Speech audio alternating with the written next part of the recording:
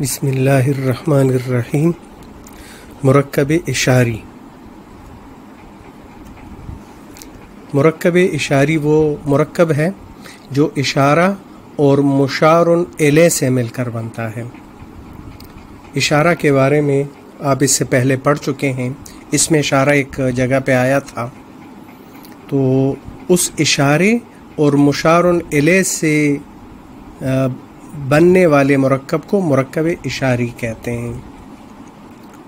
اشارے دو طرح کے ہوتے ہیں، ایک دور کا اشارہ، ایک قریب کا اشارہ۔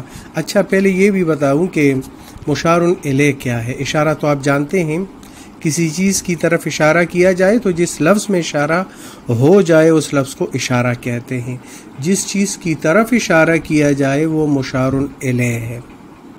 یعنی اگر میں یہ کہوں کہ یہ کمرہ، تو یہ اس میں اشارہ ہے اور کمرہ یہاں پر مشار الیہ ہے، کمرے کی طرف اشارہ کیا گیا ہے، تو جس کی طرف اشارہ کیا جائے وہ مشار الیہ، اور جو لفظ اشارہ کرے وہ اشارہ ہے، اس میں اشارہ ہے۔ یہ لڑکا، یہ کتاب، یہ کرسی، دو الفاظ مل کر ایک مرکب بنا رہے ہیں۔ یہ لڑکا میں یہ اشارہ، لڑکا مشار الیہ، یہ کتاب، یہ کرسی دور کے اشارے بھی ہیں۔